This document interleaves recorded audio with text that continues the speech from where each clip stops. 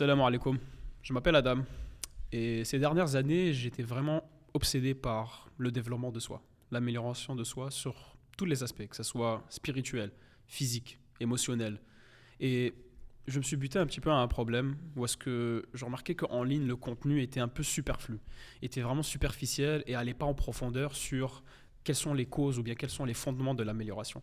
C'est pour ça qu'aujourd'hui, je commence ce podcast-là pour vous apporter des leçons de vie qui, selon moi, ne se retrouveront pas dans les livres, qui ne se retrouveront pas sur YouTube, dans la plupart des vidéos de vos influenceurs.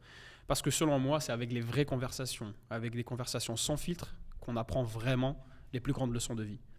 C'est pourquoi aujourd'hui, j'ai ramené un invité de marque de haut niveau.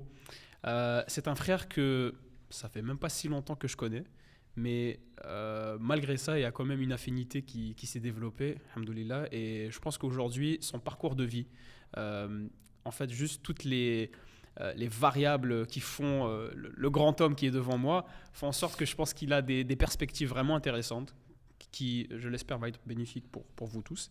Et voilà, le but c'est ça, c'est juste de partager un peu nos wisdom, partager un peu nos pépites. Donc, guys, je vous présente le grand Omar. Grand Omar. pas à ce point-là, Salam mais alaikum. salam alaikum tout le monde. Salam Voilà. alaikum madame, merci pour l'invitation. Honnêtement, j'apprécie Ça fait beaucoup. plaisir, frérot. Surtout d'être le premier invité du podcast, Voilà. briser la glace, c'est quand même Exactement. une certaine pression. Voilà. Non, Mais ça ça va, va, alhamdoulilah, merci tranquille. beaucoup pour l'invitation. Ça fait plaisir. Donc, frérot, si tu peux juste Me t'introduire, présenter voilà, succinctement, no pressure, juste Non, il vas-y. n'y a pas de souci. Donc, je m'appelle Omar, je suis barbier, je fais du RH aussi. Je voulais pas me présenter par mon emploi, mais il s'est avéré que c'est avec ça que j'ai commencé. Y a pas de Mais qui suis-je? Je suis quelqu'un qui est dans la fin vingtaine et qui cherche dans la vie à laisser une empreinte, laisser une marque problème. Ok, de soi-même positive par rapport à son petit micro-environnement qui est sa famille et ses proches. 100%. Et d'être un bon exemple pour justement autant mon petit frère que les générations à suivre. Ok. De la meilleure manière possible. Ouais. Pardon, de la meilleure manière possible. Et je suis encore en train de figure out ce 100%. path de comment Bah y oui, arriver. on est tous sur un cheminement. Barakallahu fik. Écoute, Omar, moi, ce que j'aimerais vraiment qu'on aborde aujourd'hui, tout d'abord, c'est un peu, comme tu l'as dit, tu vois, tu as un parcours un peu atypique, dans le sens que, moi, c'est ça que j'ai vraiment aimé chez toi, c'est que d'un côté, tu es le gars qui est corporate, genre, ouais, j'ai fait mes études, j'ai fait RH, etc. Tu vois, tu travailles dans ce domaine-là. Mais tu as aussi le côté, je suis aussi un barber. Fait que il y a aussi cette connotation un peu plus street, là, tu sais, d'un barber, c'est quelqu'un, c'est pas nécessairement... Le cliché, quoi. Ouais, mais Ouais. c'est pas book smart, c'est street smart, tu comprends? Fait que comment t'es arrivé à cette dualité-là? Dans le sens, comment dans la même personne, il y a le côté corporate et voilà, le exactement. côté, Puis comment toi, tu juggles ça? Comment t'es arrivé aussi à ce stade-là, tu vois? Ben, je te dirais que c'est vraiment par hasard que je suis tombé dans la coiffure. Ok. C'était vraiment, je travaillais dans un ancien emploi étudiant il y a plusieurs années en arrière, il y a plus de 6 ans. Mhm. Et c'était aussi simple qu'il y avait quelqu'un à mon travail qui cherchait à tracer sa barbe Ok. à la fin de son shift. Ok. Et je me suis dit, pourquoi pas proposer, est-ce que tu me laisserais le faire?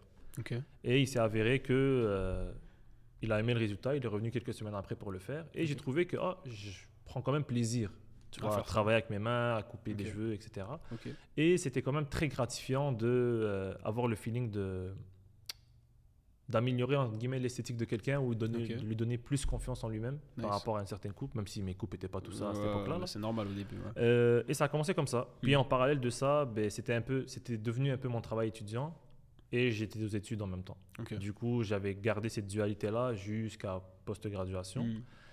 Et je te dirais qu'est-ce qui m'a poussé à rester dedans, c'est le fait que j'ai une certaine liberté. Là, on saute dans le vif du sujet. Ouais, mais vas-y. Mais j'avais une c'est ça qu'il certaine faut. liberté de pratique religieuse à travers cet Ok. entrepreneuriat-là que justement j'avais une difficulté à appliquer dans mon job corporatif Ok. de tous les jours. Ok. Autant cette gêne par rapport à la mixité que le fait de juste pratiquer sa religion Ouais. en soi. Ok. Et du coup, c'est pour ça que j'ai quand même plus été incliné à aller sur ce côté entrepreneuriat-là, parce que tu avais cette liberté, Ouais. autant faire tes heures de prière, C'est ça, que quoi que ce soit d'autre flexibilité, par rapport à tes ouais. horaires. Ok. Je te dirais que c'est pretty much it de cette dualité-là.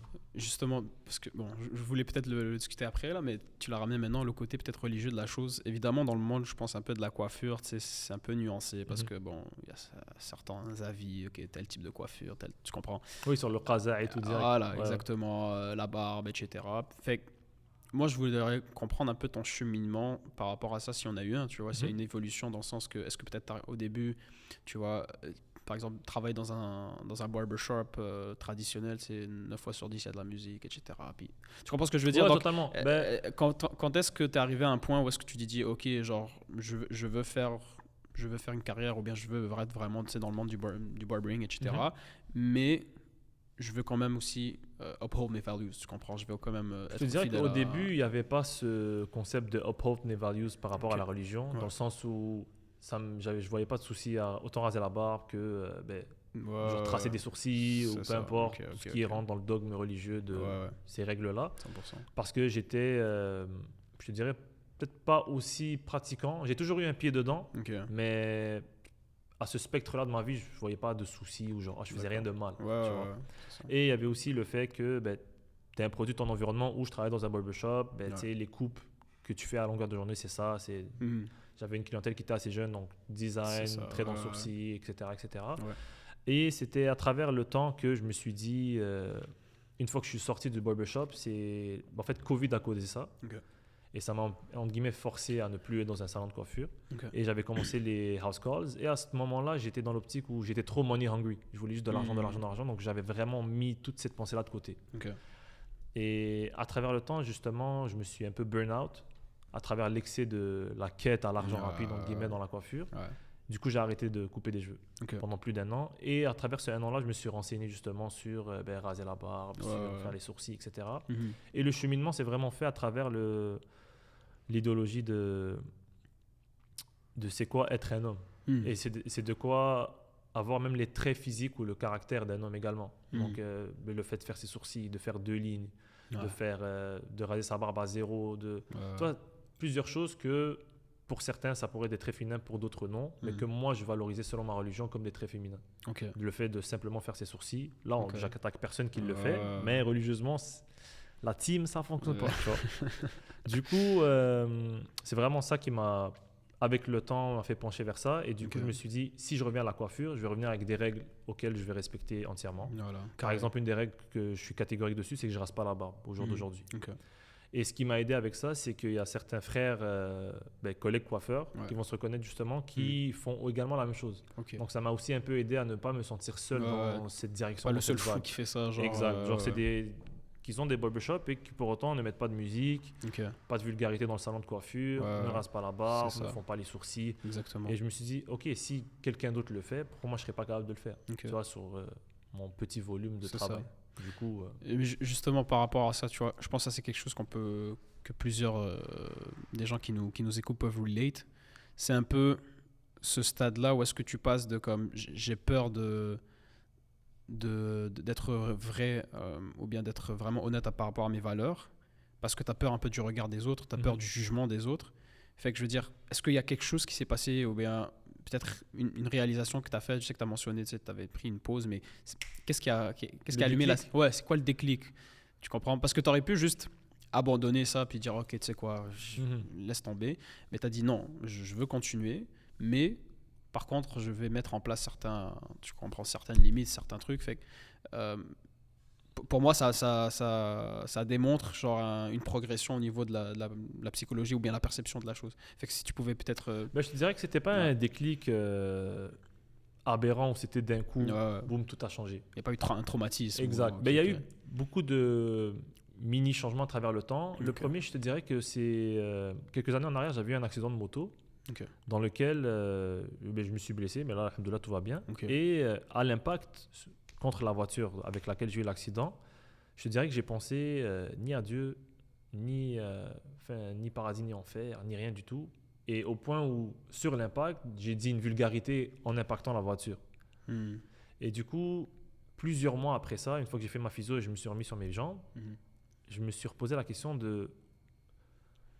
Ok, au dernier moment potentiel de ma vie, je pensais à absolument rien, ni ma famille, ni mes proches, ni Dieu, ni rien. Je me suis dit, ok, j'ai tout foiré. C'est vraiment la réflexion que j'ai eue quand j'ai eu l'impact. Et ça m'a quand même fait froid dans le dos, dans le sens où on se dit toujours, mais avant qu'on meure ou peu importe, on va changer. On va s'améliorer quand on va être plus vieux. Mais que tu réalises jamais rien de tout ça parce que tu contrôles aucunement toutes ces variables. Et je te dirais que c'est le premier déclic que j'ai eu. Et à travers le temps... une fois rentré à l'université, j'étais plus, je te dirais, perdu qu'autre chose. Je savais plus trop pourquoi je le faisais, mais... Et la pression... Ouais, tu avais une certaine pression. Ok, tu veux plaire à tes parents, tu veux faire toutes sortes de choses en même temps. Et le fait de m'être senti seul à ce moment-là a fait en sorte que je n'ai trouvé repère que dans ma religion. Parce qu'avant, comme je te dis, j'avais genre un pied à l'intérieur et un peu dehors où je priais, mais pas à l'heure, où je priais pas toutes mes prières par jour, et ainsi de suite. Et le cumul de... Le premier déclic qui était l'accident a fait en sorte que ça a fait comme un effet papillon où à travers le temps je me posais des questions. Et plus je me dirigeais vers un chemin de solitude, d'être seul, et plus je me disais ok, ben, à la fin de la journée, mon seul repère c'est Dieu. Et c'est à travers ça que justement ça a structuré ce retour vers la coiffure avec certaines règles à respecter qui étaient religieuses. Je ne sais pas si ça a pu répondre à ta question. Bah oui, 100%. Non, mais c'est ça. En fait, tu vois, parce que j'ai remarqué ça, on va dire...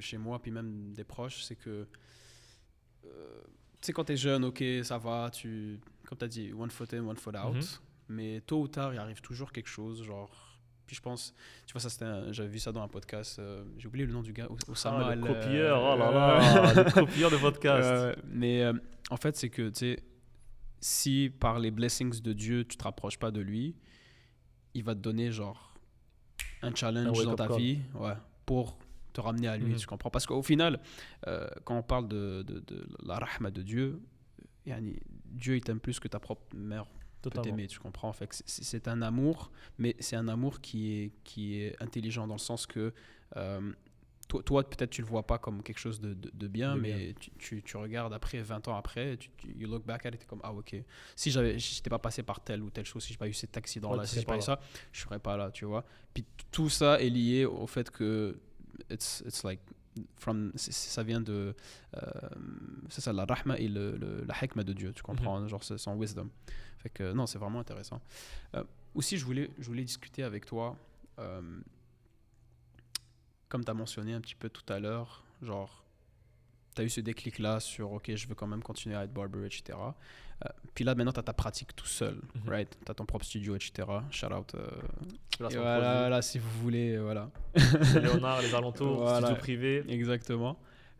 Parle-moi un peu de ta pratique comme ça, tu vois, genre, parce que je pense en tant que barber, surtout dans notre communauté à nous, on va dire les maghrébins, musulmans, etc., on va dire les gens de l'Orient, là pour être plus général, il n'y a pas cette culture-là de la thérapie, right? Les gens vont pas en thérapie, c'est mal perçu, c'est tabou, on peut te ridiculiser. Mais le barbershop, c'est un genre de thérapeute, tu vois, de facto, ou bien un thérapeute 2.0, dans le sens que, et surtout c'est ça que j'ai bien aimé dans ton studio, c'est que c'est vraiment intime, dans le sens que... c'est une personne à la fois. C'est une personne à la fois. T'es pas comme un gros barbershop, il y a 15 gars, puis il y a de la musique, puis tu comprends. T'es gêné de parler autour de... Genre là, oui, tu te fais couper les cheveux, mais je pense le vrai attrait, ou bien une chose qui rajoute à l'expérience, c'est qu'on a l'homme devant nous, tu comprends.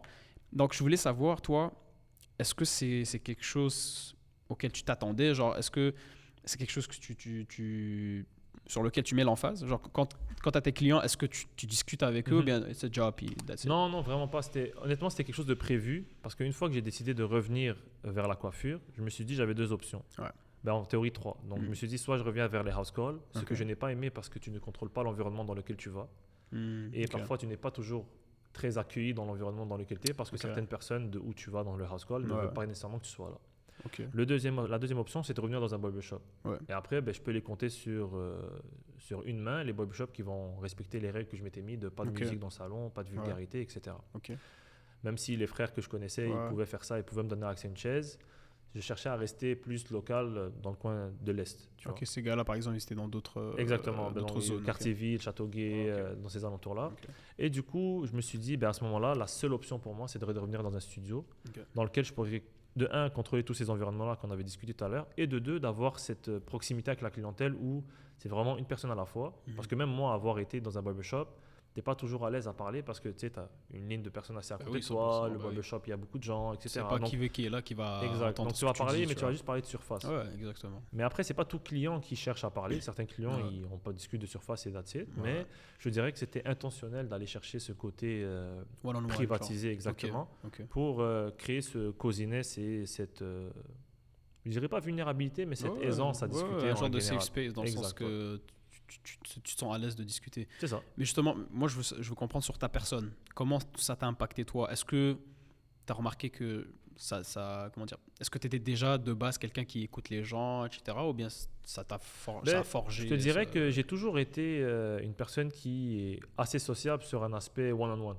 Okay. Tu vois, ouais. Dans un groupe de personnes, pas nécessairement, Okay. mais quand je suis seul à seul avec quelqu'un, ou peut-être 2-3 personnes, je suis généralement très sociable, j'aime discuter, j'aime voir des perceptions d'autrui, etc. Et je me suis dit que c'était justement l'environnement parfait pour mettre ça en place. Et autant sur ça que le fait que je me suis dit que à travers la coiffure, à travers le fait que je travaille aussi à temps plein en journée, à travers tous les aspects de ma vie, on m'a toujours inculqué que peu importe ce que tu fais, fais-le entre guillemets fils sabilillah, dans le sens où laisse une marque positive. Fais quelque chose pour plusieurs raisons, dont Dieu. Et je me dis qu'à travers la coiffure, à travers les conversations que j'ai, je peux montrer justement les attraits de l'islam, les attraits de ce que l'islam nous montre en tant qu'homme, par exemple, et de faire, entre guillemets, cette da'wa, si je peux mettre ça, entre guillemets, sur l'aspect micro dans ma coiffure.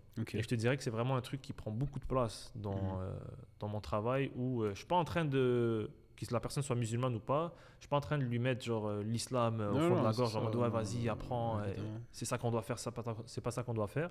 Mais de juste montrer, par exemple, certaines choses qu'on fait de bien, mais pourquoi on les fait? Mais parce que c'est poussé à travers l'islam, ou parce que notre prophète nous a montré. De manière pédagogique. Exactement. Donc c'est vraiment une approche par l'action et non juste par le dire. Ok.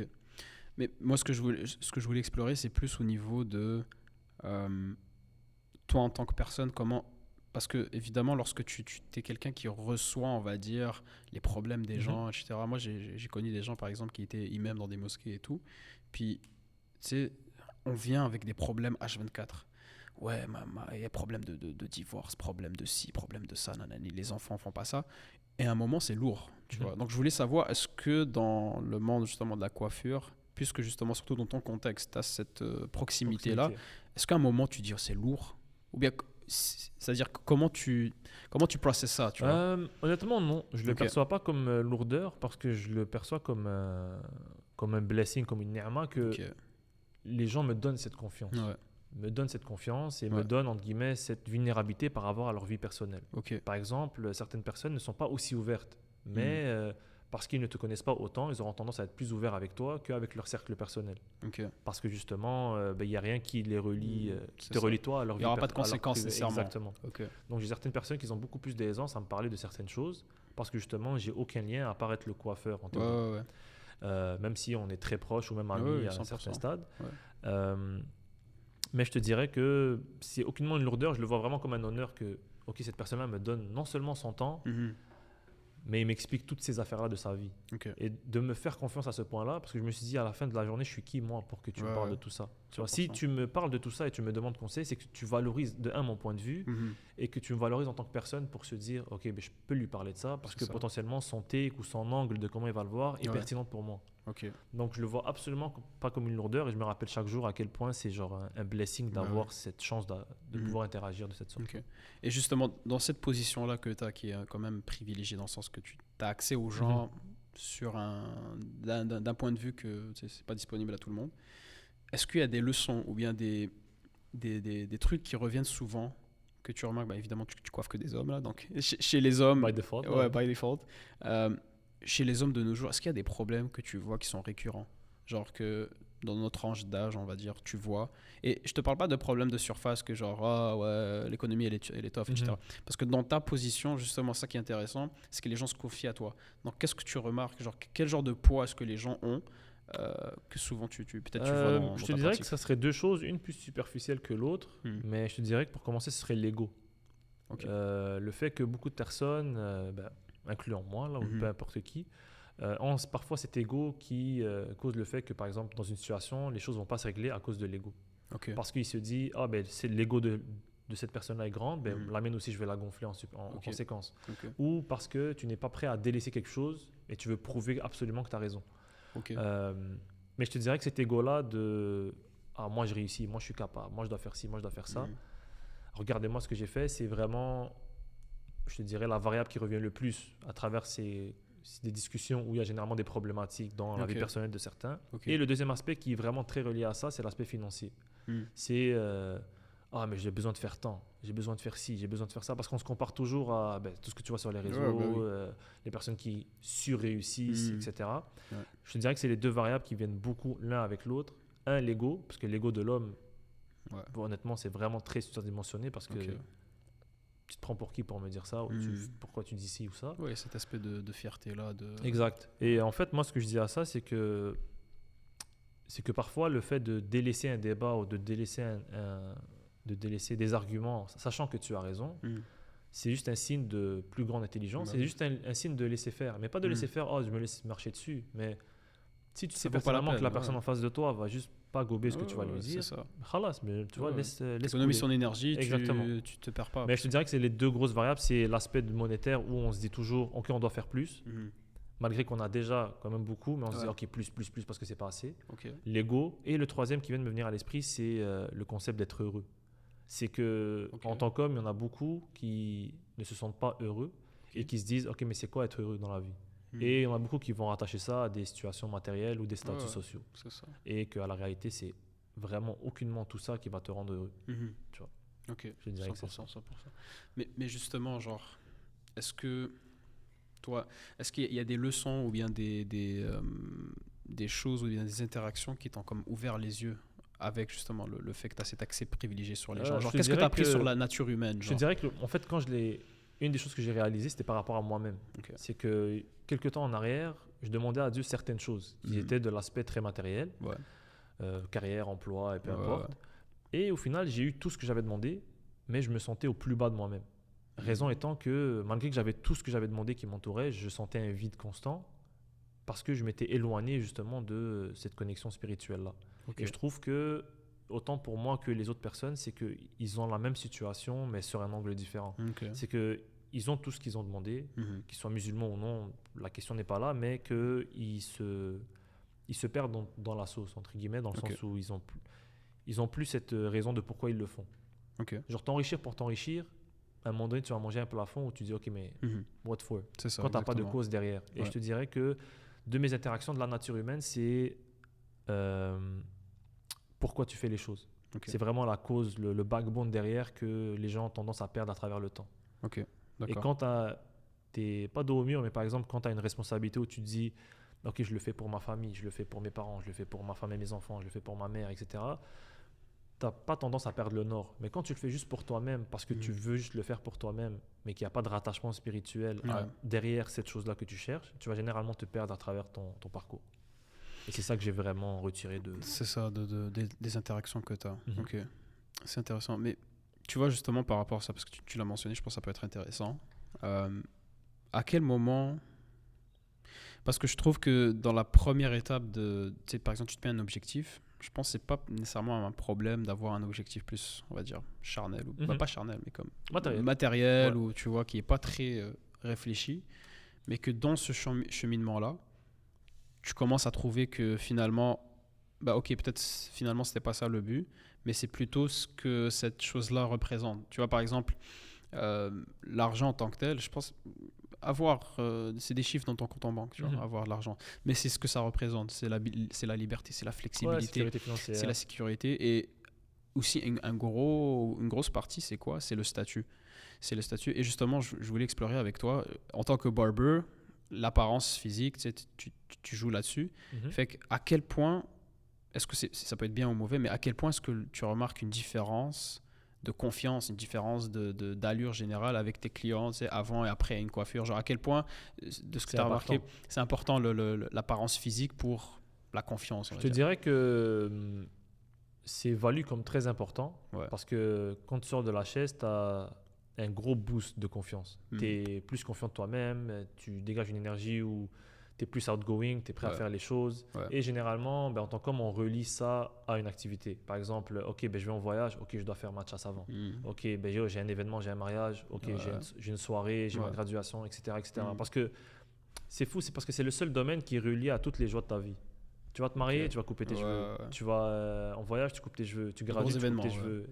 Tout est relié à cette joie-là. Et c'est pour ça que en théorie, je peux rebondir à la question d'avant, ça crée cette connexion avec ton barbier. Ok. Parce qu'il est relié à tous les événements jouissifs de ta vie. C'est vrai ça, c'est vrai. Je sais même pas si jouissif c'était correct. Heureux, on va dire les événements. On va couper ça, les frères. On va couper ça. Ok. Les moments heureux de ta vie. Ouais, les moments heureux de ta vie. Mais je te dirais que c'est un gros confidence boost que les gens obtiennent. Mais en tant que barber, on dirait que moi je le lowball un peu plus que c'est. Genre, it's not that deep. Genre dans le sens où le fait que, mais par exemple, mais j'ai une entrevue demain, il faut que ça soit parfait. Crois-moi, en tant que personne qui était un recruteur, c'est pas 3-4 cheveux différents qui vont dans cette salon qui vont impacter le fait que tu vas avoir le poste ou non. Mais si ta confiance à toi, elle est reliée à ta coupe, ben, ça va impacter sur l'aspect général par la suite comment tu vas te présenter. Parce que certaines personnes vont se sentir moins confidents, moins confiants dans leurs paroles et tout lorsqu'ils n'ont pas de coupe de cheveux. Tu vois, parce qu'ils se sentent un peu plus crado. Tu vois. Mais justement, est-ce que ça révèle pas genre un problème de fond? Oui, totalement. J'aime pas trop ce terme-là, mais genre c'est un peu la culture du vide en mode genre on met beaucoup d'attention sur la forme, sur la forme et sur le fond, tu vois. Et tu vois, il y a un truc que mon père il disait tout le temps, il dit tu vois, quand on était petit, on aimait tous avec la coupe de Cristiano et tout ça, tu vois. Il me disait Adam, concentre-toi sur ce que tu as dans la tête, pas sur la tête. Pas sur la tête, tu comprends? Fait que à quel point, puis pour ça moi j'ai jamais été un gars de fou design, même quand on avait 15-16 ans, les chats et tout ça, moi je suis arrivé j'étais tard dans les dégradés et puis tout ça, tu vois.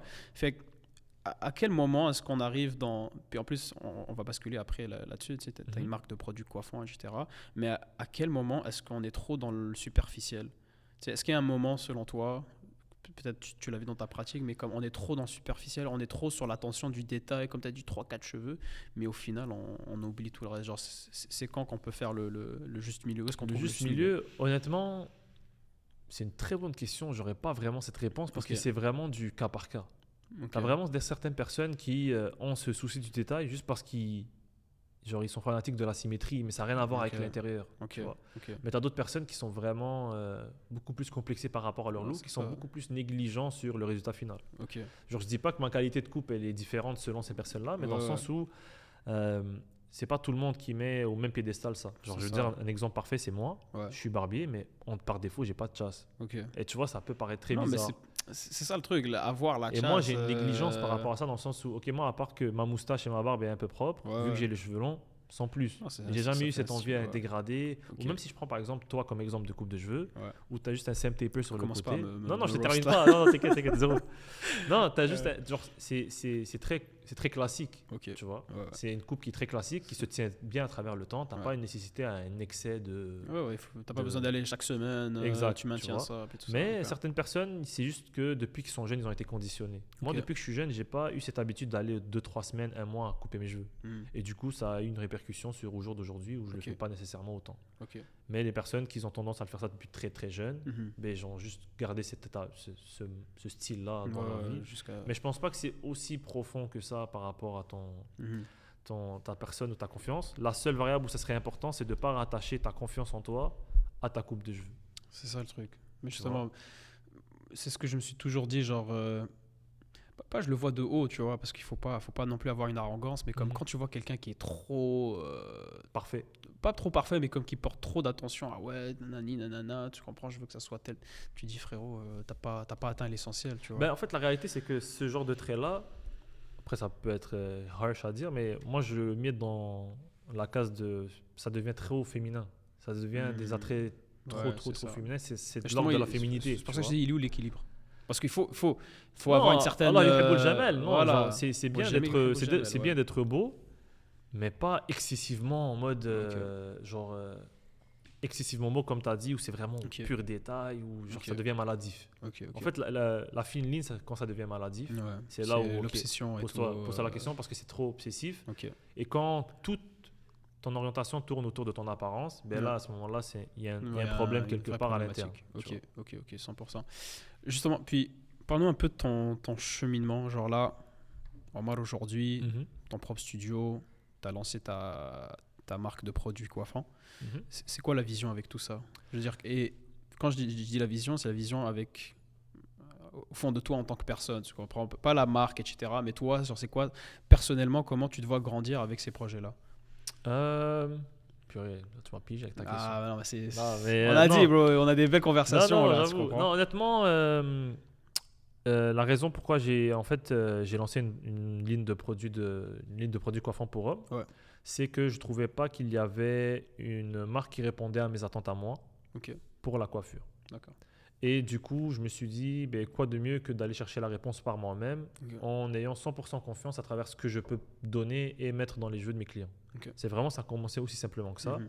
Et à travers le fait que beaucoup de clients me posaient souvent des questions par rapport à leurs cheveux. Ah, Ok. qu'est-ce que je devrais faire? Qu'est-ce que je devrais mettre? Et là, je me suis dit, ok, ça veut dire que de un, s'ils ne sont pas renseignés, éduqués par rapport à leurs cheveux, et de deux, ils n'ont aucune ressource ou aucune direction par rapport à quoi mettre et quoi faire, Mhm. ça veut dire qu'il y a un marché à aller chercher. Ok. Et je te dirais, la vision, c'est de vraiment créer cette éducation capillaire pour les hommes, parce que la réalité, c'est Ouais. que la majorité des hommes, on ne connaît pas grand-chose de nos Ouais, cheveux. ouais. Et très peu d'entre nous sont prêts à se mettre genre 10 minutes sur le miroir le matin pour soit les coiffer ou les styler, mettre des produits ou quoi que ce soit, parce on ne sait pas quel type de cheveux on a, Mhm. qu'est-ce qu'on doit mettre, qu'est-ce on doit éviter de faire, etc. Ok. Donc je te dirais que ma vision, elle a été vraiment du fait que j'ai trouvé qu'il y avait un problème sur l'aspect éducatif des cheveux de chacun. Ouais. Et c'est ça qui m'a donné justement cette direction d'aller vers les produits coiffants. Ok. Et si j'avais à me projeter dans le futur, je te dirais que les produits coiffants prendraient une plus grande place pour moi que la coiffure en soi. Ok. Parce que en gros, je considère que j'ai tiré ce que j'avais à tirer de la coiffure Ok. et que j'aimerais faire cette transition vers les produits coiffants, Ok. potentiellement également shampoing, revitalisant, vraiment tout ce qui est de l'ordre du cheveu pour homme. Qu'est-ce que tu as tiré du monde de la coiffure? C'est quoi les Honnêtement, plus grosses leçons, genre? les plus grosses leçons que j'ai prises du Ouais. monde de la coiffure, une qui m'a vraiment, après ça va sembler simple à dire là, en soi, mais c'est vraiment que l'argent rapide est moins pertinent que l'argent court mais à long terme. Ok. Parfois, disons que j'avais des house calls où je me disais, ok, j'allais faire $100 le house call. Ouais. Et sur l'aspect mental, c'était beaucoup plus drainant parce que j'allais dans des environnements que je n'aimais pas Ouais. nécessairement. Ouais. C'était une clientèle qui n'était pas nécessairement intéressante sur l'aspect humain, mais que c'est une clientèle qui paye le mieux, ou qui paye le plus, ou le plus rapidement. Donc, il y a un dilemme, quoi. Exact, tu vois. Ouais. Donc, c'était vraiment une clientèle qui était un peu plus reliée à la rue en soi, là, pour Ok. dire les termes. Ok. Mais c'est une clientèle qui est très payante, Ouais. mais que tu ne te sens pas nécessairement confortable à Ouais, toujours aller voir. C'est ça. Et du coup, j'avais très longtemps priorisé ça Mhm. à justement des clients qui ne vont pas nécessairement payer autant, mais Ouais. qu'ils allaient être plus steady à travers le temps. C'est ça. Puis il y a Tu moins vois. de conflits ou bien Exactement, ou de problématiques à problèmes travers le internes, temps. ouais, Et voilà. c'était une des raisons pourquoi j'ai pris un peu ce burn-out de la coiffure et j'avais arrêté pendant un moment, après l'excès des house calls. Je comprends. Parce que j'ai eu trop de mauvaises expériences où je suis allé chez certaines personnes Ouais. et l'expérience n'était pas tout ça. Ouais. On va pas aller dans les Du détails. coup, là, mais, voilà. ouais, C'est ça. ok, 100%. Mais c'est-à-dire. J'ai divagué un peu de la question de la vision. Non, mais c'est bien. C'est une conversation, frère. On Ouais, parle. ouais, on dit. t'inquiète. Mais justement, genre, je veux comprendre c'est quoi la vision long terme. Genre, est-ce que t'as dit que tu veux te détacher de la coiffure à un moment? Genre, est-ce que Je tu te veux dirais ne que plus oui. coiffer ou... Ben, je te dirais peut-être pas ne plus coiffer, mais de coiffer beaucoup moins. Ok. Tu vois, d'avoir peut-être une clientèle un peu plus Coiffeur des footballeurs, là, tu vas faire réservée. des- Non, peut-être pas footballeur, mais tu vois, un peu plus réservé, ouais, un je peu comprends. plus pas exclusive, là, c'est pas comme si les gens courent Ouais, après, mais façon de dire genre. Tu sélectionnes un peu plus avec qui Exact, tu vas donc je travailler. réduirais mes journées de travail, mes heures de D'accord. travail dans la coiffure et je me concentrerai beaucoup plus sur tout ce qui est produits capillaires. Ok. Je dirais produits capillaires et pas produits coiffants parce que je Tu veux- prévois D'accord, c'est ça. m'ouvrir à plus de Ok. produits et de variables. Ouais, en c'est soi. ça, exactement. Mais je te dirais que ce serait vraiment sur cette direction-là. Ok. Puis, petite tangente, justement, comment je t'ai rencontré, c'était... bon, techniquement, l'histoire est un peu plus longue, mais on va dire grosso modo sur les réseaux, Ouais. tu vois. Et ce que j'ai vraiment aimé de ton contenu, c'est genre, c'est toi dans ton studio, puis tu parles, tu Mhm. comprends, c'est pas overproduced, tu comprends, c'est authentique, tu dis. Je voulais savoir pourquoi tu t'es lancé là-dedans. Parce que je pense que il y a beaucoup dans les métiers, on va dire plus... pas traditionnel, mais en mode, c'est difficile de faire ce pas-là, d'aller, tu sais, Se mettre face caméra. puis d'être vulnérable dans un certain sens, puis tu t'affiches, mais comme t'es là, tu vois, les gens Comme ils te maintenant, voient. la team, comme maintenant. Tu vois, genre pourquoi? C'est quoi les motivations? En fait, c'est lorsque je m'étais décidé à me lancer dans mes produits coiffants, Ouais. j'ai senti que j'avais trop négligé mon image de marque personnelle en tant que coiffeur. Et c'était ça, entre guillemets, le déclic que j'ai eu, de me dire, ok, ben par défaut, pour un peu speedrun le processus de l'image de la marque, ben je me devais de réallumer la mèche de l'image de marque personnelle que je devais avoir, Ok. que j'avais négligé pendant beaucoup d'années parce que je déteste les réseaux sociaux. Ok. j'aime pas les réseaux. Mais du coup, là, par défaut, on se doit d'être là. Mais dans le sens où c'est vraiment ça qui m'a dit, OK, Omar, réveille-toi. C'est l'heure de mettre face caméra parce que tu as des produits coiffants qui arrivent. Et même si ça va être un slow run au début, peu importe, mais au moins tu commences. Au moins les gens ils reprennent l'habitude à te revoir. Au moins tu vas passer dans l'esprit des gens quand ils vont se dire exactement, ils vont se dire j'ai besoin d'un barber parce que mon barber est en vacances. Un peu comme toi la réalité. Voilà, exactement. Et d'autres aussi. Donc c'est vraiment ça qui m'a poussé. C'est vraiment les produits coiffants qui m'ont remotivé à revenir sur les réseaux sociaux parce que je savais que j'étais très négligent puis que genre, je surfais la wave j'avais pas besoin de travailler sur une expansion de clientèle parce que j'avais déjà ma clientèle qui venait, tu vois. Donc, c'est vraiment ça qui m'a poussé à y aller. Ok, parfait. Non, c'est intéressant. Puis, tu sais, il y a un autre truc. Si on peut revenir au début, là, au sujet de... Je focus beaucoup là-dessus parce que je pense que tu as vraiment, comme j'ai dit, un accès privilégié aux gens. Ouais, non, moi, je veux savoir, Omar, est-ce qu'il y a eu quelque chose qui t'a choqué, mais comme... une réalité vraiment que tu as appris sur l'humain, l'homme. Je pense qu'on parlait de ça tout à l'heure, tu vois. Tu as un accès privilégié aux hommes, tu as un accès privilégié dans le sens qu'ils sont authentiques avec toi. Qu'est-ce que tu as appris et que tu appliques peut-être toi dans ta vie actuellement, tu vois? Est-ce qu'il y a quelque chose, genre une histoire ou un cas en particulier, quelqu'un qui t'a parlé de quelque chose, ou est-ce que tu dis, ok, en vrai, il faut que je règle ça aussi dans ma vie. Tu vois je sais pas si tu vois ce que je veux dire un petit peu, en mode, parce que tu as accès à des conversations que c'est pas tout le monde qui a accès à ces conversations-là, tu vois. Est-ce qu'il y a des sujets, par exemple, que tu aimes explorer avec les gens avec qui tu coiffes, tu vois, ou bien je te dirais que ce serait vraiment des sujets de spiritualité. Genre, comme tu peux le remarquer depuis le début, à chaque fois, je finis par divaguer là, parce que je parle c'est beaucoup pas divaguer, et je me perds dans la c'est sauce. l'essentiel. C'est pas, mais je dirais que ce serait vraiment le spirituel, autant que la personne pas qu'elle soit musulmane ou non, parce que tout le monde est dans l'ordre du spirituel d'une manière ou d'une autre. Que tu sois musulman, que tu ne le sois pas, peu importe. Chacun a sa relation avec ça. Et c'est vraiment le sujet central à chaque fois qui revient. Parce que tout est relié à ça. Et que, genre, dis-toi que j'ai des clients qui ne sont pas musulmans, mais que pour autant, ils ont cette quête de spiritualité, de quelque chose, de quelque part. Tu vois. Et cette vulnérabilité de comprendre pourquoi. Pourquoi tu es là, qu'est-ce que tu fais, pourquoi tu le fais. Du coup, je te dirais que j'ai pas vraiment de scénario marquant qui me vient à l'esprit, mais je te dirais que dans la nature de l'homme, c'est vraiment cette quête d'avoir une raison de vivre, de pourquoi tu le fais. Hormis le fait que tu as des factures qui arrivent, hormis le fait que tu dois te nourrir, hormis le fait que tous ces instincts primaires-là que tu dois faire, d'avoir un toit pour toi et ta famille, mais ça va plus loin que ça. Tu vois. Et c'est vraiment, je trouve que c'est quelque chose qui revient souvent sur ma chaise où on finit toujours par revenir à ce genre de sujet sur la spiritualité, le pourquoi. Et c'est quoi on va dire le bloc, ou bien qu'est-ce qui empêche les gens de trouver leur pourquoi? Parce que, par exemple, moi je te donne mon cas personnel. Je vais dire ces 2-3 dernières années, j'ai été vraiment, on va dire, confronté à, pas une crise existentielle, c'est un gros mot de dire ça. On est tous dedans. Mais surtout, je pense que tu peux relate à ça. Quand tu finis, par exemple, l'uni, surtout quand tu es dans un cadre où est-ce que toute ta vie, tu sens un vide après l'université. De fou. Parce que tu as un chemin tracé, tu vois, et tu as des paliers qui sont tangibles, tu vois, genre tu as un accomplissement qui est facile à voir, genre ok, je vais aller au cégep, tac, c'est fait. Je vais à l'uni, première année, c'est fait. Deuxième année, c'est fait. Troisième, tu comprends? Donc, mais c'est quoi la suite? Exactement. Puis, je pense que les gens, ça arrive tôt ou tard, tu vois. Il y a des gens que ça peut être plus jeune, plus tard, etc. Mais je pense que globalement, il y a beaucoup de personnes, peut-être que c'est le cas aussi. J'ai pris la même tarte. On prend tous des claques, genre on finit l'uni ou bien autour de cet âge-là. Tu dis c'est tout. Puis tu dis, ok, what's next? Tout ça pour ça. Après, tu sens que genre, est-ce que c'était vraiment ça la quête? Exactement. Mais après, c'est une gifle parce que tu es en train de réaliser que, en tout cas pour moi j'ai eu cette réalisation-là, c'est que, ok, mais même toutes les autres étapes de vie, tu vas sûrement avoir le même feeling. Parce qu'une fois que tu les as, tu vas dire, mais attends, j'ai fait tout ça, et then what? Tu comprends? Fait que pour moi, ça a chamboulé la perception de comme, c'est quoi la réussite? Tu vois? Et je pense justement, il y a beaucoup de personnes, surtout dans la tranche d'âge, c'est la crise de quarter life crisis maintenant. Avant, c'était middle life, maintenant, c'est plus avancé. Ça rajeunit. Fait que, est-ce que tu vois des thèmes récurrents avec tes clients de genre, peut-être une solution qu'ils étaient... Évidemment, on a parlé de l'aspect spirituel, mais est-ce que, je sais pas, il y a des thèmes récurrents, par exemple, Moi, je sais que par exemple, le sport, ça a été quelque chose de très, très bénéfique pour moi. Dans le sens où est-ce que, tu sais, c'est une avenue où est-ce qu'il y a du progrès aussi.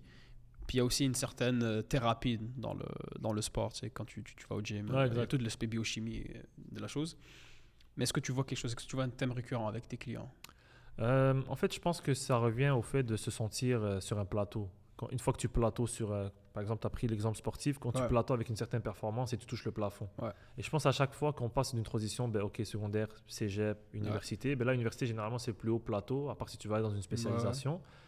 Et là, tu rentres dans un emploi à temps plein sur un 40 heures semaine ou autre, et là, tu te dis, ok, c'est-à-dire tout le restant de ma vie, ça va être ça. Ouais. Et là, tu manges un plafond où tu te dis, ok, c'est juste ça. Genre, est-ce que je vais aller plus loin? C'est une claque monumentale. Tu vois? Ouais. Et je pense que c'est ça le point où les gens, ça les gêne, que ce soit aux études, que ce soit dans le sport, que ce soit peu importe, c'est l'effet de, ok, j'ai atteint le plafond, maintenant quoi? Mais c'est parce que les personnes, au final, ils relient la finalité à la réussite. Et genre, comme on disait tout à l'heure, c'est pas nécessairement ta finalité qui est pertinente, au final. C'est vraiment tout le trajet que tu as fait. Mais tu vois, je suis d'accord avec toi en théorie, mais je pense que sur la pratique, c'est chiant à c'est ça, c'est ouais. une chose de le comprendre en théorie, mais c'est une autre de l'intérioriser. Et je pense que c'est ça fondamentalement, c'est le problème, surtout dans notre culture de comme grind, hustle, tout ça. Genre, ok, c'est bien beau en théorie, genre ouais, va faire ci, va accomplir ça, mais tu te rends compte qu'une fois que tu l'as, c'est sans plus. Genre, en gros, t'as un high de joie pendant un mois ou deux. Exactement. C'est comme acheter une voiture. Exactement. Tu sais, t'as la voiture, new car smell et tout, c'est intéressant, mais après, les problèmes arrivent. Hein. Fait qu'il est où? Après, ça, c'est une grosse question, tu vois, c'est une question spirituelle. J'ai pas la réponse, je sais pas si tu as la réponse, mais à partir de quel moment on peut trouver un certain fulfillment dans juste qui on est actuellement, sans vouloir toujours s'améliorer. Parce que c'est ça, surtout dans le monde du self-improvement, il y a toujours the next big thing. Il y a toujours, j'ai fait tel palier, par exemple, dans l'entrepreneuriat, j'ai fait tel chiffre d'affaires. OK, maintenant, il faut augmenter la cadence. Mais après, ça arrête où?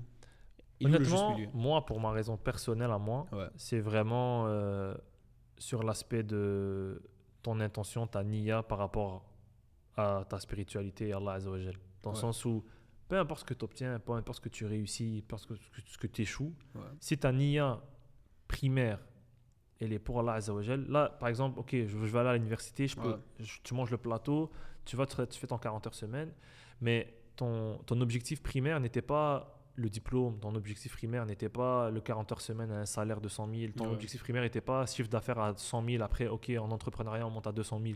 Ton objectif primaire, c'était de plaire à ton créateur, à travers ce que ton créateur t'a donné, pas à travers ton mérite, mais à travers sa miséricorde, / ton effort également. Et je te dirais que c'est ça l'objectif, dans le sens où tu te dis, ok, l'enrichissement, plus il m'enrichit, mais Allah il m'enrichit pour que moi j'aide plus autrui.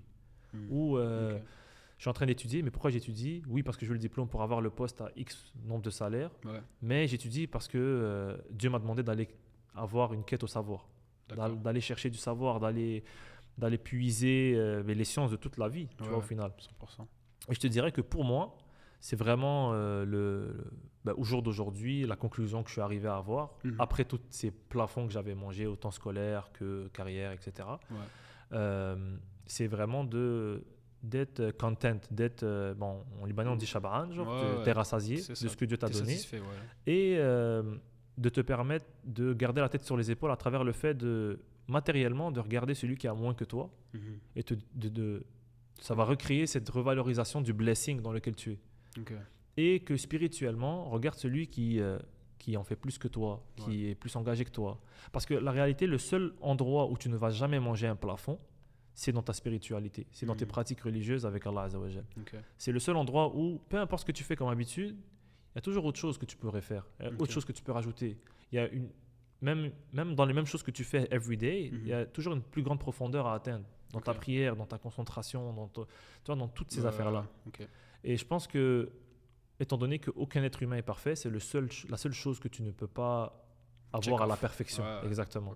Parce que la Lambo, tu peux la check-off. Le penthouse, tu peux le check-off. La carrière, tu peux la check-off. Un chiffre d'affaires à X montant, tu peux. Tout ce qui est tangible et genre numérisé, tu peux l'atteindre.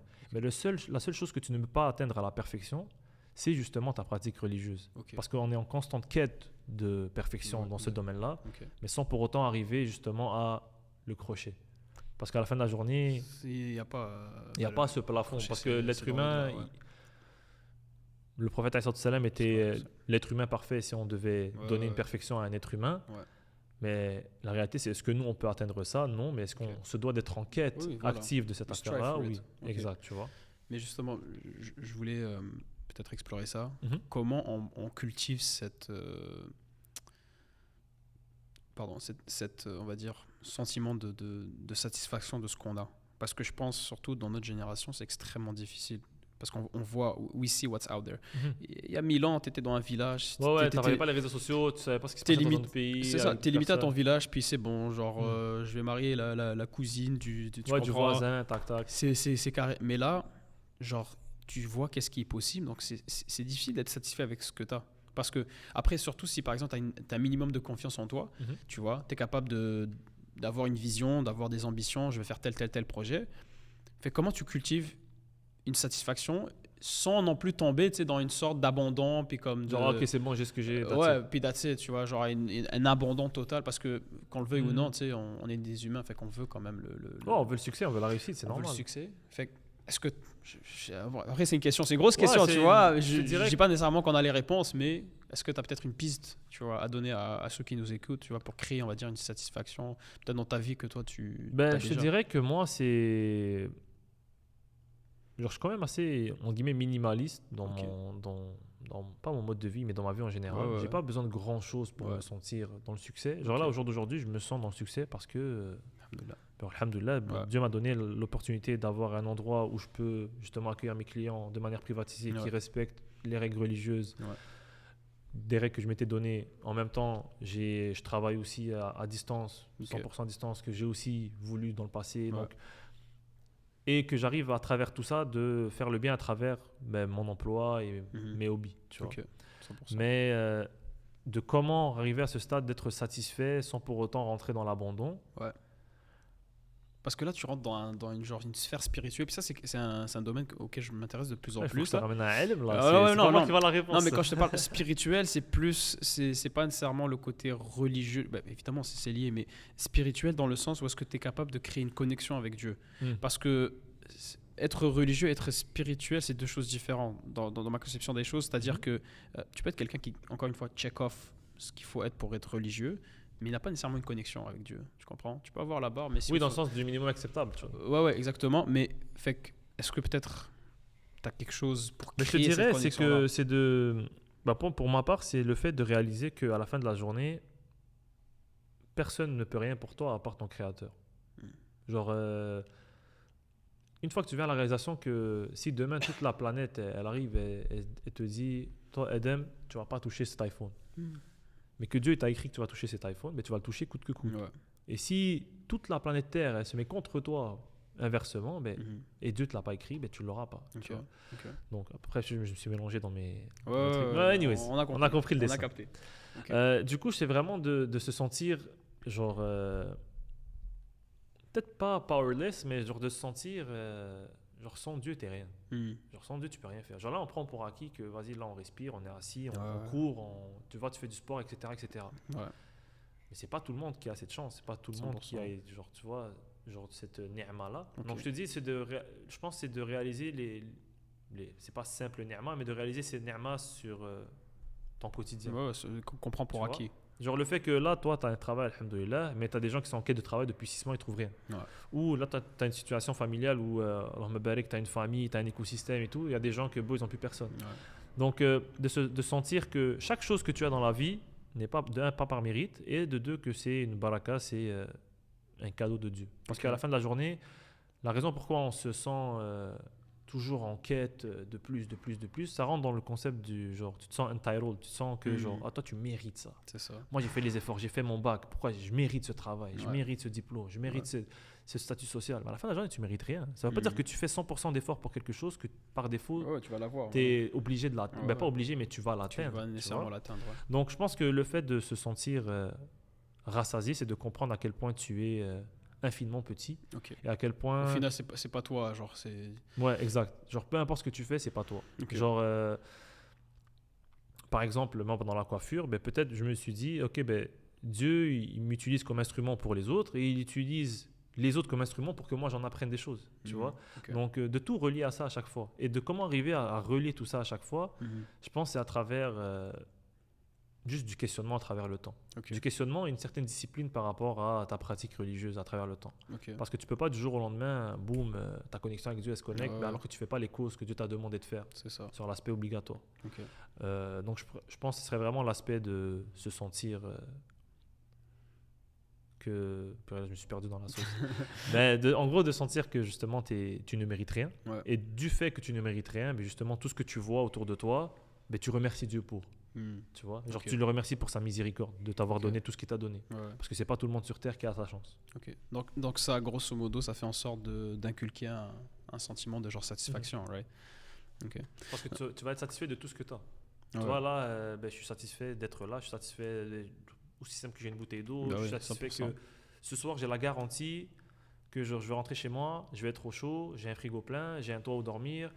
Toutes ces choses-là, tu vois, et 100%. De juste faire confiance à Dieu. Parce que non seulement tu ne mérites rien, mais si tu n'as pas confiance, c'est comme l'oiseau, il se lève le matin, il va chercher à manger, il n'a pas de garantie qu'il va manger aujourd'hui, mais il a confiance en Dieu. Il trouve. Tu vois, c'est aussi simple que ça. Aussi simple. Oui, mais le processus en tant que tel, il est plutôt simple. Mais justement, parce que je trouve que c'est facile d'être grateful quand tout se passe bien. Et quand tout se passe mal. Et est-ce que tu as un exemple peut-être dans ton parcours où est-ce que tu sais peut-être un lower point, évidemment pas besoin d'aller dans les détails, mais juste how do you cope, ou bien comment tu passes à travers des points vraiment difficiles lorsqu'il n'y a pas nécessairement la lumière au bout du tunnel, tu vois. Parce que encore une fois, c'est là où est-ce qu'il y a la théorie et la pratique. On a les réponses théoriques, on sait ce qu'on doit faire, mettre en place et l'intérioriser comme étant c'est ça la solution. Tu comprends? Je sais pas si tu as quelque chose à le monteur, tu vas tout mettre en noir et blanc. On va aller sur un moment super dark. On va pleurer. Tu vois, avec un peu de pluie. Non, plus sérieusement, je te dirais que c'est à un moment donné, j'étais super distant avec tout mon cercle. Tu vois, où genre, j'avais plus nécessairement. C'était une phase entre cégep et université où j'avais plus nécessairement. Je chillais plus autant. Genre, en gros. Puis on va redo celle-là parce que là je me suis perdu dans la sauce. Hey la team. Non, je te dirais que c'est un moment dans mon parcours de vie, je me suis senti seul, absolument seul. C'est comme quand on parlait de ça tout à l'heure en plus, et que je me suis senti pas délaissé, mais j'avais plus de repères, plus nécessairement d'amis à qui me parler. C'était dû à quoi? Pourquoi tu es rentré dans cette je te dirais que c'était un effet de plusieurs choses qui ont mené que, par exemple, le groupe d'amis s'est tous séparé, tout le monde a pris son chemin. Mais pas parce qu'il y avait un problème ou quoi, mais c'est la vie. Life happens, tu vois, tout le monde va dans son chemin. Et que je me suis senti vide parce que quand j'étais beaucoup plus jeune, à un moment donné, je vivais un peu plus pour autrui, tu vois. C'est-à-dire je passais tout mon temps dehors, je chillais toujours. Donc en gros, je me noyais dans tout pour ne pas réfléchir. Tout pour ne pas faire face à des problèmes que j'ai par rapport à moi-même, tu vois. Et une fois que j'étais arrivé à ce stade où j'étais totalement seul, c'est là où j'ai réalisé, à travers le temps, après un moment, là, que au final, je peux en remédier qu'avec Dieu. Parce que vu que j'ai eu une éducation, alhamdoulilah, grâce à mes parents qui étaient très islamiques, j'ai fini par me retourner vers ça par défaut. Mais c'est vraiment à ce moment-là où j'ai commencé à me poser des questions vraiment par rapport à ma religion pour comprendre pourquoi la vérité, elle est là. Pourquoi pas ailleurs. Et c'est là où je me suis vraiment sorti dans un gros trou noir, tu vois. Et la lumière au bout du tunnel, c'était vraiment le fait que je mette mon front vulnérablement au sol et que je parle entre moi et mon créateur. Tu vois. C'est ça. Et que autant tu parles à d'autres personnes, autant que les gens ils donnent leur avis, non mais t'es correct, non mais si, non mais ça. Au fond de toi, tu sais que le seul remède, c'est ta vulnérabilité avec toi-même. Et je considère que ça, c'est dans tous nos spectres de vie.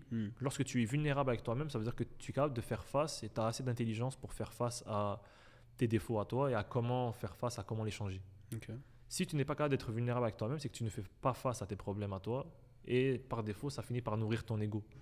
Parce que tu fais juste te cacher par rapport à tous tes problèmes, par rapport à tous tes mauvais plis. Mais justement, comment tu cultives alors ce self-awareness? Parce que je pense que c'est continuel. C'est comme le sport, là. C'est pas nécessairement le meilleur exemple, mais c'est à travers la pratique. Genre dans le sens où peut-être ta première prière ou la première fois que tu vas mettre ton front au sol, tu vas sentir que c'est que physique. Mais à travers le temps, à travers la répétition, plus le temps avance, plus tu vas sentir justement quelque chose qui était différent de la dernière fois. Ouais. Ou que tu as fait quelque chose qui était potentiellement pas la même, ou le ressenti était différent. Ok. Et je pense que c'est à travers le temps que tu vas le sentir. Et c'est généralement quand tu te sens absolument seul au monde que tu vas généralement revenir vers Allah Azza wa Jal. Ça, c'est faux. Parce que tu considères que à la fin de la journée, les autres autour de toi, c'est que des créatures pareilles comme toi. Tu vois, ils n'ont rien de plus, de moins que toi. Et que c'est la seule manière de revenir. Genre, j'ai des exemples de frères qui ont vécu des moments très difficiles dans leur vie, que ce soit décès parental, que ce soit toutes sortes de choses, mais qu'au moment où ils se sentaient au plus bas, leur réflexe, c'était de vraiment mettre leur front au sol et de parler. Okay. Et tu parles sans nécessairement avoir quelque chose en retour, mais tu parles à Dieu et... Mais non, mais tu as quelque chose en retour, tu as un repos, tu vois. Oui, mais parfois, c'est pas dès la première fois. Tu vois, parfois, c'est à travers la répétition. Et tu parles une journée, tu parles une deuxième journée, tu repries, tu vas à la mosquée, tu mets le tapis. Et parfois, tu fais juste, à travers le temps, cette répétition-là et tu commences à faire plus face par rapport à toi-même de « Ok, c'est quoi le problème? Qu'est-ce que je dois mettre en place pour changer ça ?» Parce que c'est bien beau de réaliser un problème, mais si c'est juste tu le réalises et tu n'y fais pas face, est-ce que tu as vraiment réglé ton problème? Ah, je le sais. Mais savoir et croire, c'est deux choses complètement différentes. Avoir la foi dans quelque chose et savoir quelque chose, c'est genre deux chemins complètement différents. Il est là, justement, comme je te disais. Genre le point connectant à la fin. Exactement. Genre comment on fait ce gap-là, tu comprends, de théorie et de pratique. Honnêtement, c'est une réponse que je sais pas. À mon avis, peut-être c'est pas libre à chacun, mais selon certains guidelines qui sont à tout le monde, la variation de ces guidelines-là va être libre à chacun. 100%. Certaines personnes ont besoin de tomber beaucoup plus bas que d'autres pour arriver à ce déclic. D'autres, ils n'ont pas besoin de grandes choses pour arriver à ce déclic. Mais honnêtement, si tu veux, je te ramène à Alim, on va discuter avec Alim, parce que moi, je sais pas, frère. Non, je te comprends. Tu vois, mais ici, on n'est pas là pour... Dans ma réalisation personnelle de comment moi j'y ai fait face, c'est vraiment que je me suis juste recentré sur le pourquoi du comment. C'est ça. Parce que pourquoi prier, quand je te pose ces questions-là, c'est pas pour non, je sais, donner un avis ou quoi que ce soit. C'est juste, je pense que ça peut être intéressant de voir la perspective de quelqu'un qui est similaire à nous, qui vit potentiellement les mêmes circonstances de vie, pour voir comment eux ils ont fait face. Exactement. Comme ça, tu sais, parce que encore une fois, tu vois la théorie, tu vois la pratique. Des fois, mais je dirais, si je peux rajouter quelque chose, c'est lorsque tu te sens dans cette problématique-là, de te retirer de l'environnement dans lequel tu fais ce que tu fais ou que tu ne fais pas ce que tu ne fais pas, c'est la première étape. C'est toujours de sortir de l'environnement qui te rend soit néfaste, soit négligent, soit ci, soit ça. Et généralement, c'est l'étape la plus difficile.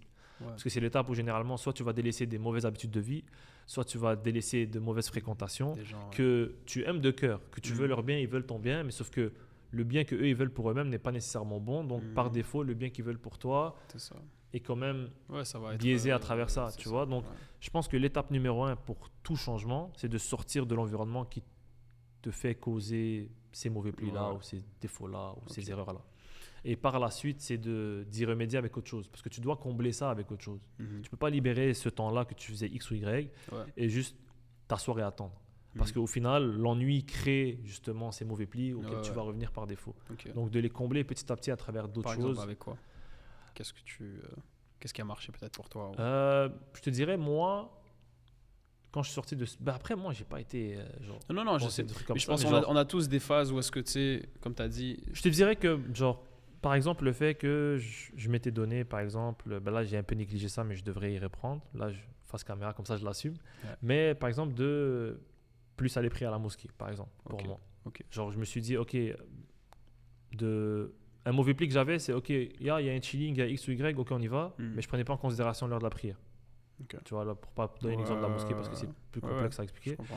Mais de travailler ma vie autour de l'horaire de prière. Par exemple, c'est quelque chose que je me suis donné comme mission de changer. Tu vois, que avant, les gars, ça chill à cette heure-là, c'est bon, on y va. Mais avant, j'étais entre guillemets pas gêné, mais je me disais, c'est chill, c'est pas grave. L'heure de la prière, c'est pas grave. Mais là, c'est genre catégorique. Strict. Et ce que j'ai réalisé, c'est que autant moi je fais face à ça, autant c'est rendu que mon entourage fait la même chose aussi, où tu finis par t'encourager intérieurement avec le cercle dans lequel tu es. 100%.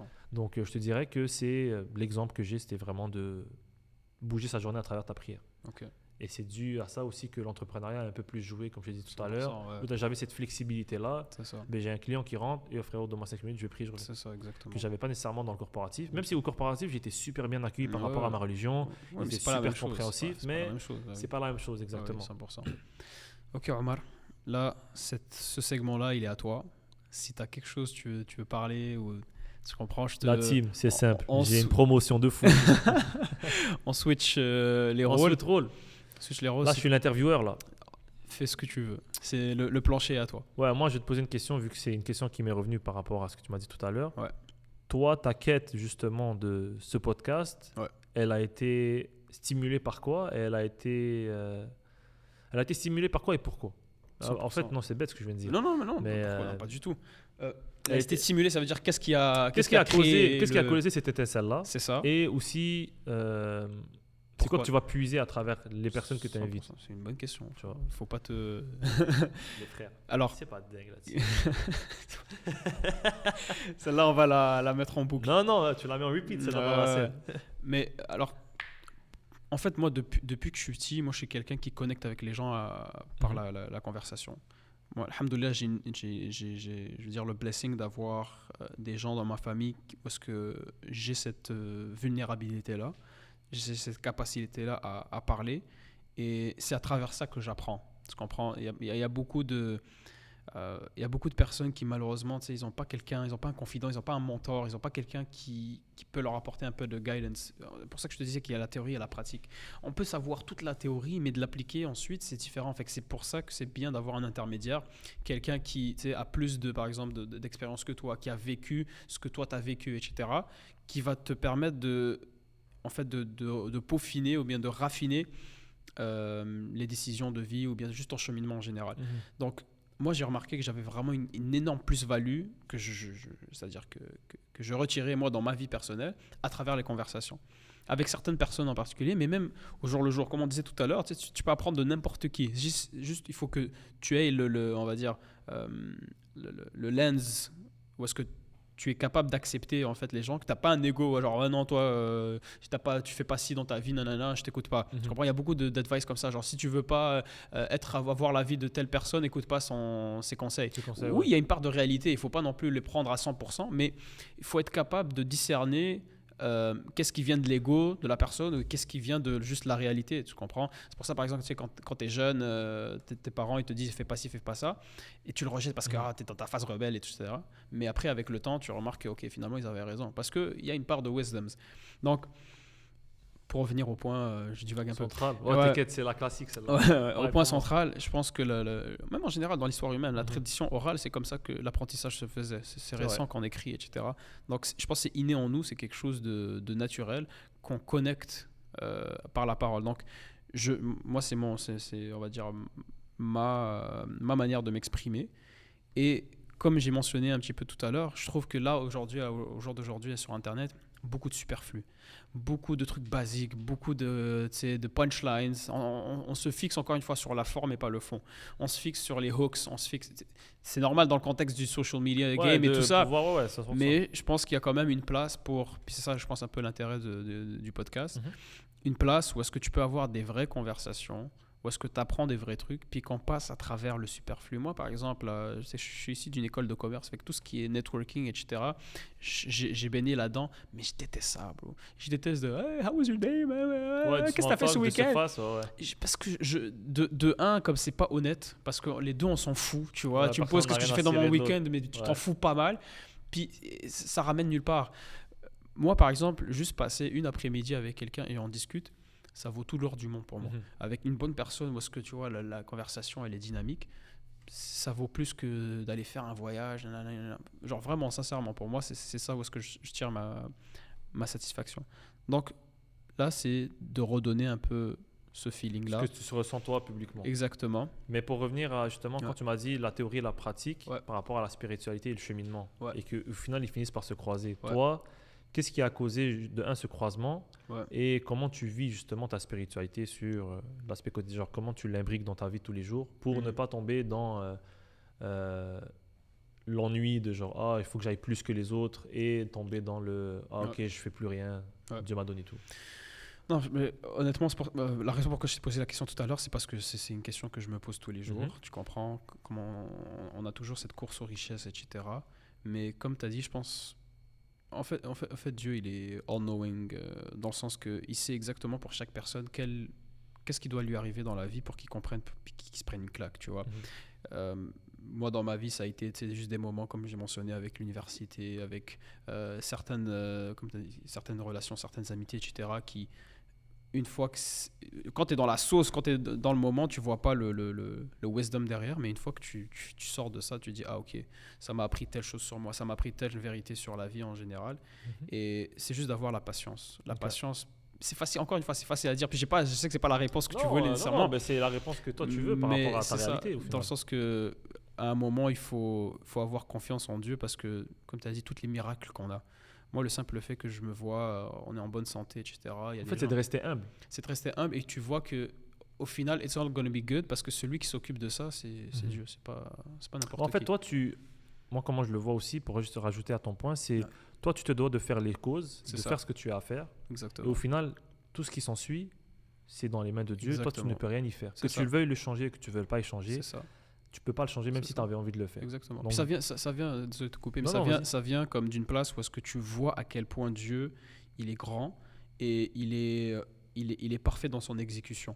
Donc, une fois que tu comprends ça, tu es capable de relativiser avec les événements de ta vie, tu vois. Quand tu vois tous les miracles, le simple fait que ton cœur il bat sans même que toi tu décides. Genre là, si ton cœur il bat, de respirer. Exactement, c'est des miracles. Donc tu sais que celui qui s'occupe de ta vie, c'est pas n'importe qui. Donc, aie confiance que même dans les points bas, it's all gonna be, as long as que toi tu es une bonne personne puis tu fais pas n'importe quoi, tu comprends, que tu n'es pas en train d'oppresser les gens, mais que toi tu es quelqu'un qui essaie toujours de se rectifier, Dieu de ton côté. Totalement. Monsieur Omar, merci beaucoup, frérot. Merci à toi pour l'invite. Petit placement de produit. Voilà. Toute personne qui est restée jusqu'à la fin de la vidéo, aujourd'hui, vu que c'est le premier podcast de Adam, on voulait faire tirer justement dans le bien de ma marque de produits coiffants pour hommes. Ouais. Shout out Almaz. Shout out Atelier Almaz qu'on va mettre quelque part dans l'écran. Le monteur, il s'occupe de ça, c'est pas moi. On va faire tirer 3 kits complets de produits. Chaque kit a 6 produits coiffants pour hommes et on va les faire tirer. Et pour être éligible au tirage, ça va être simplement de s'abonner à la page de Adam, s'abonner à Atelier Almaz et de commenter la publication qu'on va indiquer qui va être commentée. Voilà. Ou au pire, juste enlever le truc de commenter. Juste suivez la page. De Adam, potentiellement elle de Atelier Almaz. On va trouver une manière de faire le giveaway de 3 kits complets. Chaque kit d'une valeur au-dessus de $180. Donc, si vous voulez participer, participez. Voilà. C'est pas dingue ça, la team. Voilà, c'est simple, c'est carré. Merci beaucoup. Et merci beaucoup pour votre écoute. Et je remercie Adam pour cette invitation qui était le premier podcast. On a brisé la glace. Ça fait plaisir. On a peut-être resurvolé plusieurs questions qu'on a déjà répondues, mais c'est la première fois, donc on apprend. Ça fait partie du jeu. Et encore une fois, merci à toi, Adam. Vraiment, j'apprécie que tu considères que j'étais à la hauteur de ton premier invité. Merci beaucoup, guys. Donc, s'il vous plaît, restez à l'affût. On va continuer avec ce podcast-là. Si vous avez du feedback, dites-le nous dans les commentaires. N'hésitez pas, envoyez-nous un message. Il n'y a pas de problème. On est vraiment là pour donner le contenu que vous voulez voir. Évidemment, que ça reste dans l'essence de ce qu'on essaie de produire. Mais c'est un cheminement qu'on fait avec nous de notre côté et vous aussi. Et dernière petite bémol, si jamais certaines personnes qui ont des parcours qui sont assez atypiques et intéressants, autant sur l'aspect entrepreneurial, salarial ou même spirituel, qui seraient potentiellement intéressés à venir sur le podcast d'Adam, contactez-le directement. Et qui sait, peut-être que pourrait y avoir une conversation qui serait super intéressante et super nourrissante. Merci frérot. La team, lâchez le pouce bleu. Merci, barakallahu fikoum. Wassalamu alaikum wa rahmatullah. Wa alaikum salam wa rahmatullah.